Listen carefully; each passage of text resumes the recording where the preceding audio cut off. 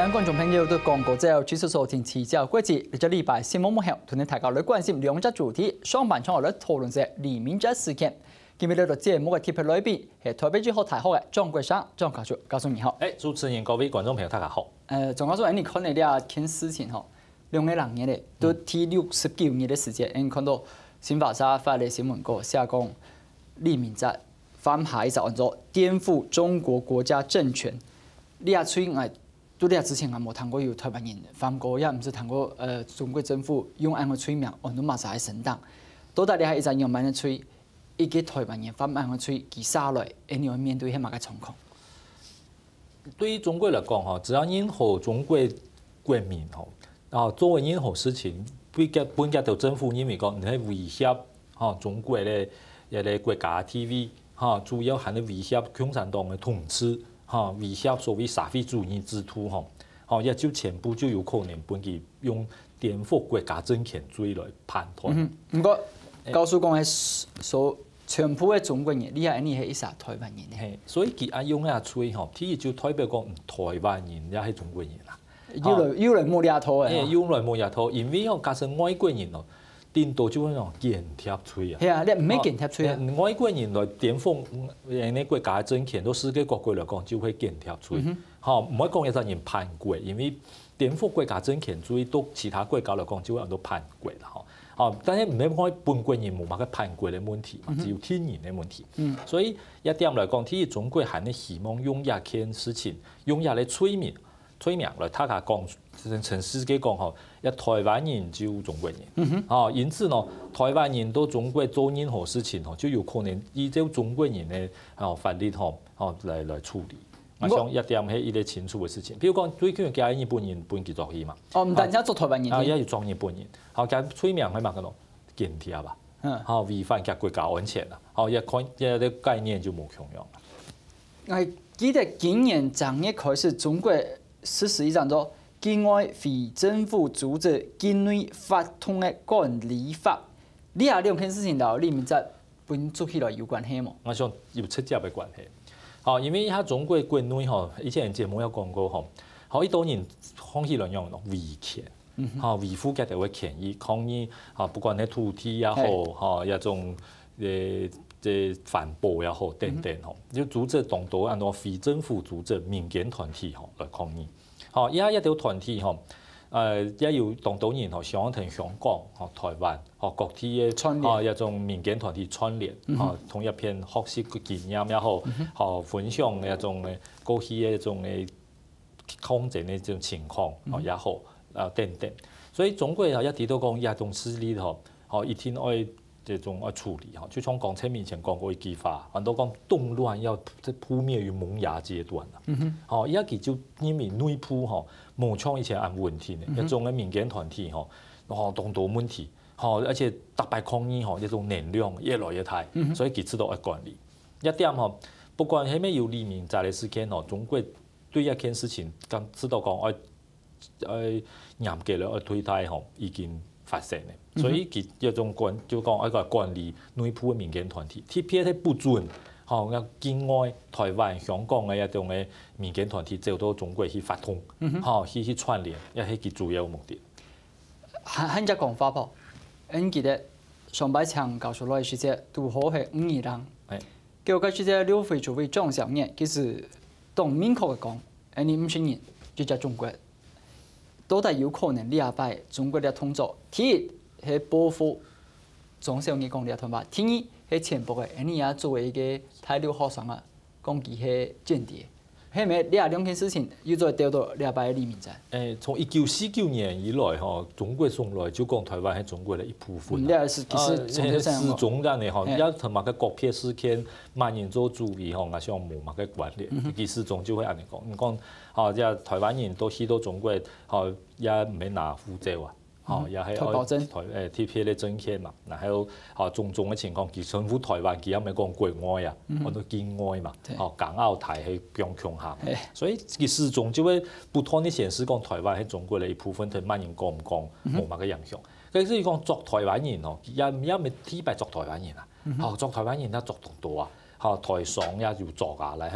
後一種嘅以前講練法輪功嘅人也有做噶，所以這種事情我知道唔係一個國別嘅現象啦，也唔係特別針對某個人，佢始終就會安尼就對啦。問題係講，你看到用法來論法，前部嘅對馬總統佢任內時節，你係前面就講咗兩岸共同打擊犯罪了，司法嘅付出協議。用無通到講了解再用了法來想辦法救你咪啫。實在冇講一敗啦，吼，其實兩岸司法付出協議吼，做咗馬英九總統嘅時代吼，可以講一段時間吼，可以講係一種廢紙啊，吼冇用啊。你講之前吼，他家己都講，當多人吼涉嫌詐騙啊，吼就一大批人吼本中國捉去，就國外直接捉去，對，國外直接捉去，其實而家唔講一件事情，還有人記得冇？吼，記得有人不管乜嘅吹。又講誒，本安尼人去探視冇？冇啊！好，根據兩岸司法付出協議，講李靖宇，而去對機場，台灣的機場是本人同你講，人家台胞證不一樣。冇講係李靖宇啦，講佢之前按到嗰種所謂嘅詐騙集團嘅人，講不管乜嘅處理啦，吼，根據司法付出協議，安尼人就可以看佢啊，好，家屬可以探望啊，不管用到台灣本作去，好，管啲金融，好，家屬天氣咩可以看佢，但係一點講，嗰種人有辦法冇？好，就蔡英文做總統之前，看中國已經同國外做安多年去。好，不管一種人乜嘅吹，佢後來審判乜嘅吹咯，然後一種都咁樣啲都會推一樣嘅咯。台灣嘅人可以看見冇，可以講完全一冇啊。啊，所以一件事情是在做要發生嘅啦。啊，就兩岸司法付出協議吼，好多嘅案件就證明個冇乜嘅作用啊。好，至少對保護一台灣人正當嘅司法長時項嘅權益來講吼，我想嘅影響嗰種。幫助吼一東西啊！唔過你多種嚟看吼，一個台灣人，佢好點點嘅是本中國社會嘅，啊你啊大家小到微信看交朋友，啊你嘅政府敢有其他嘅可行性嘅方式做出來，只能救佢也好，想辦法想本武漢人做探視佢，確認佢嘅安全也好，還做得到嘛？咁一般正常嘅國家吼，假設講兩個國家，哦甲國家一個國家兩個國家。好，一個國家人本另外一個作起吼，通常處理辦法第一，正式外交抗議。哦，人哋國家有個大使館，大使喊來，正式表示外交抗議。劉偉飛有講嘅啊。但係因為唔係正常嘅兩個國家之間嘅關係嘛，夾到一冇大使到台灣，所以一點就只能單方面講法咧。第二咯，好作起咯，我會宣布啊，好，假設冇一個交代吼，冇一個正常嘅理由嘅話吼，我對你制裁。經濟制裁也好，外交制裁也好，吼，一點就較嚴重。當然一點伊較可能國共現實，哦，也冇辦法像其他國家安尼做。第三個做法吼，至少宣布講，每個國家咯，也係危險提起了，觀光也好，經商也好，吼，大家旅遊警示提高，旅遊警示提高。當然，我去嘅人肯定會去啦，但係一種把一個國家講到旅遊警示提高，吼。對呢個國家嚟講都冇面子啦，表示我內部冇問題啦，或者有問題吼，一種也係一種等於一種消極嘅抗議啦，但係而家嚟講，人家冇做啊，做可能因為當然要去中國嘅人很多，你要宣布可能也有冇太效果，可能反效果，所以也就係講吼，因為人同中國之間並唔係正常嘅兩個國家之間嘅關係，一關係之間吼。非常嘅模糊啦，所以有一度正常嘅一種嘅溝通吼，係冇辦法由政府來出面。好，咁至於講有人講，時代下派人吼，安尼吼作為掮客吼去協調吼，我日本人唔同意啊。當日本人唔同意嘅冇辦法。不過我都一篇同他講吼，世界上任何嘅兩個國家吼，即發生安尼嘅事情吼，不管係咩有邦交吼，透過時代下有人中間嘅聯絡吼。也非常平常嘅事情啦。也比即當然，係要見仁見智。譬如講，他家己都有部天陽當有名，當出名叫間諜橋啊。個間諜橋咩？美國咧比行員本書我作起，美國伊咧學生本懂得作起。但係美國政府其實透過伊咧人去中間去聯絡嘛，湯姆漢克演那個歷史嘅角色中間去聯絡。佢當然最後佢成功把嗰2-3年就全部叫轉來。也就係講，我意思並唔係講。單純講一件事情，而係講世界各國碰到安尼嘅事情哦，請伊啲人去中間去協調，去聯絡，也係當平常。譬如講，差唔多30-60年以前，個美國都伊朗嘅大使館，係13人，本伊朗作戲，後來有部電影也講到亞國出任務咩講啊，好，跟住中間咯，一點後來444年以後，伊朗將白旗變咗美國，但係中間咯，美國係咪又透過其他國家中間去想辦法去，時代下去透過咗中間人去協調，想辦法把佢度糾正落也有啊，因為對於呢個國家嚟講啊，把外人民總轉來係一個義務啦，透過任何嘅手段，只要冇講嚴重嘅違反咩國家利益，基本上就世界各個一種嘅空白嘅地帶係當道啦。咁問題講，大家看到呢件事情，其他人唔會笑，我會變咗下一個黎明戰。係咪呢一件事情代表中國同印尼關係確實要多嘅哪一隻我講激動嘅集團呢？我想倒唔至於啦，因為第一講馬英九總統時代，大家講兩岸關係較好，就講係親好嘅，係，但係也有狀元啊，因為台上冇講狀元安泰啦，講台上嘅財產都俾佢本本輸啦，係你講司法嘅問題一種就從台灣來一棟多啦，我用幾下百千。非常之多，所以不管萬年之爭，不管兩岸關係好還是唔好，一種司法嘅問題係始終嘅存在啦。一點到我知道，而且還有一點非常重要，就係講黎明在以下本中國作戲，不管乜嘅理由啦。台灣人講，大家知道講，哎呦很驚咯，哎呀，大家唔敢去中國，以外你冇啊？就去本灣看，去觀光嘅，去做生意嘅，一到三通，一種來往之間嘅人講，台灣嘅人講嚇到講唔敢去，完全冇啊！所以中國會驚冇，絕對唔會驚嘛。你講做3年到台灣，真見要當然都關心冇，看一動少啦。然後就算講關心，希望佢會本標準來，一種人當然也已經越來越多。但係台灣嘅社會又講，不一件事情嚇到唔敢去中國，冇。一點嚟講，佢就可以主天中國絕對唔會贏嘅。OK， 好，上半場嘅討論係先感謝教授好，先歇困一下，下半場拿着亞洲嘅焦點，從下嚟關心者，你亞對新加坡電廠咧，係大家都關注香嘅呢啲對話，今年嘅重點如何乜嘅，先聊一下，啱住轉嚟。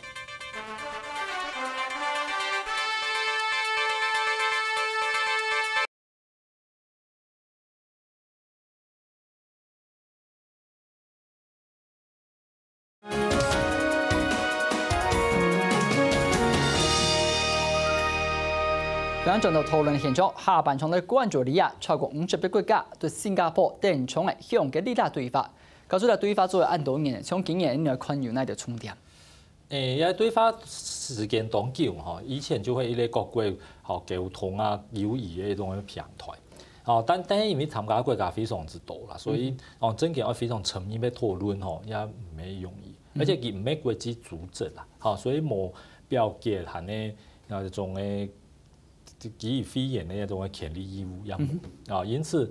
一咧就係咧國際間來講會注意，但係並唔會對假結果有太大嘅期待啦。當然今年最大嘅就係川普提議，從因嘅第一年判嘅提議，就講由川普做美國總統來嘅提議，所以大家當然會特別關心。因為基本大家當到 surprise， 相信佢們之前講佢要退出巴黎氣候協定，係咪接下來對國防還有安全方面，佢會有驚人之舉？退出巴黎協定其實也係共和黨傳起來，就一部分的人就持有一種政策啦。以前布希時代就推出京都議定書嘛，所以一擺川普講推出巴黎協定其實也冇乜嘅意外嘅事情，佢本來一貫來講就會按嘅吼。佢以下來講，佢中國當然佢會關切講美國係咪會繼續到南海挑戰入美國嚟做。中國嘅作為，實在美國最近派軍艦故意使到你中國嘅地方當權咧，中國就派船出來，但係就到海航就形成一種對峙，一種事情到過去來講也有，但係冇像經驗出通嘅船按多，一種中國嘅反應按激烈，一擺一起冇，所以也代表講中國至少都也形式上來講佢愛強硬。不過你也點都好對印度。川普傾向時時留佢樣上，因為記者座位，你會發到講，佢講Make American Great Again，佢冇嚟，你講，我要問咗要佢對亞太佢會扮演乜嘅角色，因為你談到講佢冇 TPP，係咪？之前喺希拉里佢做國務卿提出來亞太再平衡，佢也冇繼續做下嘢，所以你睇美國對亞太嘅角色，你敢看得出來會有乜個變化？川普冇喺 TPP 他家就跌啦，看起來冇乜個轉彎嘅可能。好，但係民主黨過去講亞太再平衡，川普講冇亞太再平衡，但係佢不代表佢唔注意亞太。好，佢對亞太嗰種嘅軍事嘅經驗也好，係呢各種關心吼，我想比起過去來講，只有增加冇減少。唔講喺過去講頭擺嘅共和黨，也係老民主黨比起來。同民主黨比起來，譬如講最近來講，個北韓嘅問題，蠻解決，所以美國派動到軍事嘅力量都有地方。好，他家啲當然講，哎呀，航空母艦有來無來，幾多條來。即係佢陸地方嘅飛機、轟炸機嗰種嘅秘密咧已經到日本，已經到嘅照位，一少人報，媒體一少注意。到沖縄吼，到沖縄也好，到日本嘅本土也好。然後天呢，最近頭韓國咧新任嘅總統文在寅有一件事情佢都冇歡喜，因為美國把個薩德嘅系統要即條條仔落去，量嘅儀器嘛，量嘅發射器儀器，而家變到4嘢啦，加起來變6嘅。一種嘅事情嘅文在寅都唔歡喜，因為冇聽佢講。但係代表講美國完全冇講推出嘢嚟地方。而且講北韓也好，中國也好，不管用嘅談判可以談判，但係我立場我態度絕對同硬。一點我看到有川普嘅政府對一點冇乜嘅推用。而且看起來佢而家對亞太種嘅強硬嘅政策對國內來講，國會係你等等並冇反對，相對來講係較支持。也就是講，川普佢國內嘅政策，譬如講稅務嘅政策、憲報嘅政策，看起來國會係都有意見。就連共和黨都有人唔同意。共和黨嘅內部就有人唔同意，但係對啊國外對啊外交軍事看起來國會係都支持嘅。冇人出來講佢做得唔錯，係你講有乜嘅反對意見，所以看起來佢為了平衡佢國內嘅聲望對國際事務佢唔可能即係참事來表現，而且而家看起來。佢去歐洲，佢去即係對佢去訪問歐洲。比利時。訪問歐洲，結果發現歐洲國家領袖冇多歡迎佢。係啊。唔歡迎佢，但係佢去到中東嘅嗰條領袖當歡迎佢。沙烏地阿拉伯國王也當歡迎佢，以色列總理也當歡迎佢。然後所以講，佢慢慢咧佢可能就講做一個中東亞洲為主嘅美國總統。歐洲참事我就唔可以參與到，反正人家對只참事也唔願意同佢合作噶。所以對有啲情況之下，而且對位到亞洲又更加強勢，表示佢作為泰國嘅領袖，冇個歐洲他家唔睬佢，佢到亞洲要推進去，那個慢人可能意見咯。不過，家教書講到佢對亞洲係係位較強硬嘅角色，對馬薩強硬，像王伯去年好嘅，當然可能佢哋國防部長對象當到黨明確是講中國嘛，川普老中國像唔看習近平去訪問，像人兩曬個關係唔可以攬，你啊多時節川普要到中國去回訪，另一方面人也看到，你下北韓都好都你阿伯嘅，美國早談緊跌緊殺，係咪你阿伯對亞太川普強硬嘅對象，問題咧唔係中國咧，你阿伯要針對北韓咧？像北韓始終就會一個目標啦。到共和黨執政嘅時候就講一北韓係流氓國家嘛，很多所謂嘅邪惡軸心啊，一始終對佢北韓就會非常強烈嘅批判所以而家來講，共和黨右轉來對一北韓嘅態度，除非北韓有乜嘅態嘅轉變冇法一種軍事方嘅一種嘅壓力我想唔會停止。一點就大家就知道當清楚，而且不過北韓其實佢頭腦也當聰明而家金正恩同佢爸同佢阿公比起來而家可能係佢最需要和平嘅時候因為佢北韓嘅經濟越來越唔好啲台幣台不差然後有其他國家來講，係咪政見中國對佢嘅支持係咪像以前一樣按穩固看起來問題也越來越多，所以北韓其實喺來講佢也唔係講政見就一天要戰爭戰爭對佢冇乜嘅好處佢暗示同時同美國打同南韓打，佢係會有贏嘅希望。佢絕對唔可能贏嘅嘛，所以佢絕對只係希望用一種嘅計劃來爭取外交方嘅籌碼。所以大家可以注意金正恩。金正恩佢可能不管用嘅佢印沙也飛彈也好，用嘅好，但係佢從來至少一半年來佢冇講我要加速統一，佢冇安尼講。佢切對就講保護人哋國家，社會主義朝鮮嘅安全啊，佢冇特別強調講，竟然就我來同意了，我來即完成一個。佢發代表乜嘅？佢假設講真嘅，我同意就過去嘅八甲公就有講過，但係而家佢講雖然強硬，但係佢點都唔講同意。特別講其實在表面上強硬，實際上係發出嚟訊息係一種防禦性嘅，一種嘅經驗以和平嘅一種訊息。佢點都冇講同意啦。不過你也提到當成次哦，南韓唔是講啦，南韓講我單獨制裁北韓，日本也講，日本因為佢假炸彈跌落日本海佢哋當時，美國也有講，你睇你看到啥角色？中國前報講，我哋啲沙灘排泄冇亂技術買，你睇沒有種長途機也算係制裁。俄羅斯就出嚟講，大家唔係，我哋反對制裁。我哋想，普京你睇佢打乜嘅算盤，佢哋點乜嘅東西，佢做乜嘅要時間表態了，大家要行冇強路。因為對俄國嚟講，世界有乜嘅地方越亂，亦係俄國發揮影響力嘅時候啦。因為佢係咪愛支持萬人，即係譬如講我哋支持北韓，跟美國係咪為嚟簽佢談判咯？係咪為搶佢講嚟參加一件事情咯？所以對佢嚟講，佢再項也支持，佢外交嘅籌碼就來，因為北韓同俄國長期以來關係也當密切啦。所以佢講愛支持一種係佢係有一定嘅基礎。談講俄國講愛支持台灣，佢就冇乜基礎啊，因為長期以來同佢冇乜嘅關係。所以俄國一下提議，佢就講北韓一下冇嘅一種石油，冇一種能源，俄國可以搬。一種嚟講，佢馬上嘅北韓就同佢就會非常團結。然後即世界各國譬如美國、日本，佢咪會同俄國講：哎呀，唔係石油冇搬佢睇到啊，冇石油搬佢睇到，佢就會戰爭。跟俄國講可以啊，我石油冇搬睇到，但係唔可以搬係乜嘅利益啦。所以一種基本北韓問題，佢唔係向北韓討，佢向其他人討。所以其實當聰明嘅，就講然後不管樣嘅日本、北韓石油，美國、日本總不可能因為安尼嚟同佢開戰吧？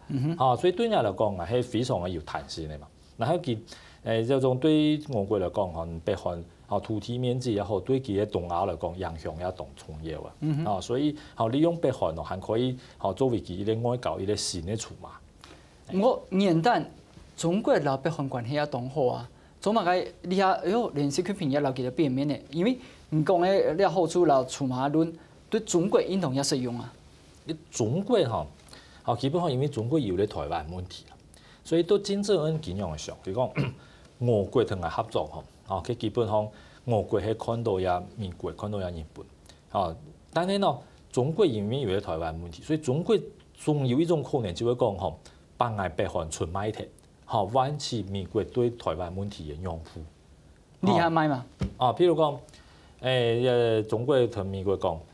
假設我唔再支持北韓，讓北韓慢慢地同南韓統一，唔可以支持我台灣，冇再買武器俾台灣，安尼做得冇？因為我唔支持北韓，北韓切到越來越弱啊！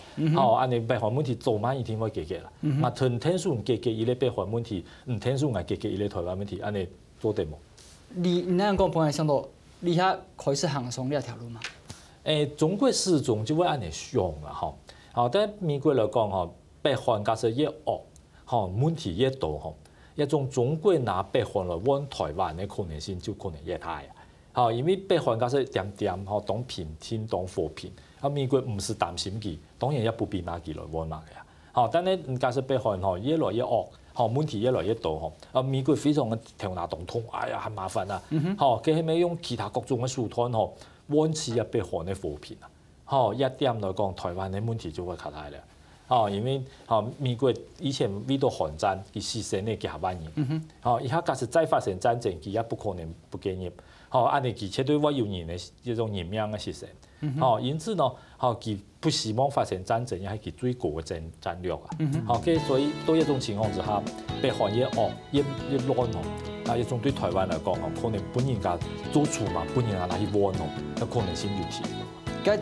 變咗你睇下，點都希望講北韓真正嘅炸彈越殺越多越好，佢就越亂越好。越亂越好